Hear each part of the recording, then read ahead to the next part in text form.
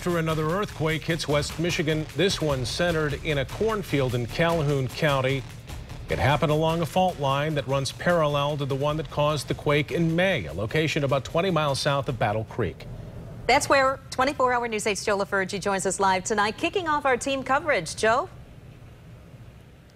Sue, we are in Union City, just a little bit west of what's considered the epicenter of today's quake. You know, with the second earthquake in Michigan since May, you'd think we'd be getting used to these rattlers.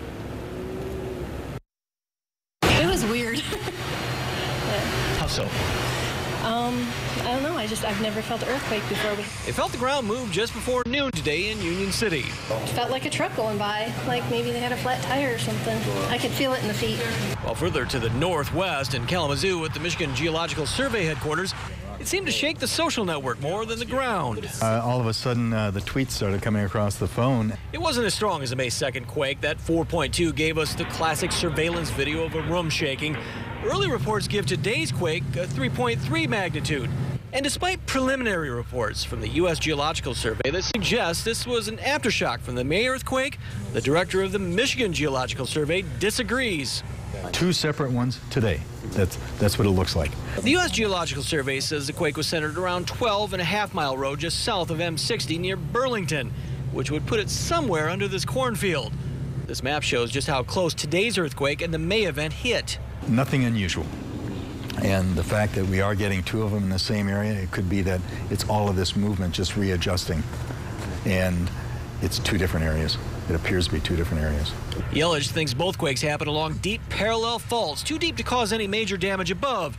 And like the May quake, the faults hadn't shown any significant activity for decades. So it's just happenstance. It is. To have two of them within 2 months in Michigan that were recorded, yes. And again, while they may catch us off guard, maybe even shake a few nerves, the good news is that we are not in an area that is expected to have any major earthquakes anytime soon. Live in Union City, Joe LaFurgey, 24-hour News 8. Joe, thank you. Earthquakes are a rare occurrence in West Michigan. The Storm Teammates Kyle Underwood here with some history. And even, you know, guys, even though this is just a little baby quake, it's a big deal for West Michigan. I mean, this really has people talking. But this is nothing to, even though it's nothing to sneeze at in Michigan, you know, people in California might be laughing at us in the same way we would laugh at them if they shut down schools for a quarter-inch of snow. It's a really common occurrence worldwide. In fact, earthquakes on the magnitude of what we saw today, 3.3, we get about 100,000 of those worldwide. They just don't occur here in the Midwest. That's why it's such a big deal here. Wanted to talk about earthquake history here in the Great Lakes area, southern Michigan specifically. You know, the biggest one we ever had on record, 4.6 down here near Coldwater. That was in 1947. That was one that probably shook some, you know, cups off counters and brought some picture frames down. 94, we had a 3.4 here near Lansing, just south of Lansing in Eaton Rapids.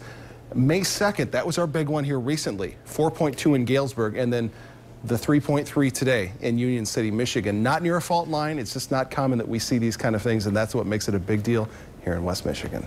All right, thank you, Kyle. You can download the free Storm Teammate app and stay updated when earthquakes hit. Just turn on earthquakes on the radar screen. You'll see exactly where an earthquake has hit, just how powerful it was. We'll even get you the radar, too. That will happen just moments after it happens.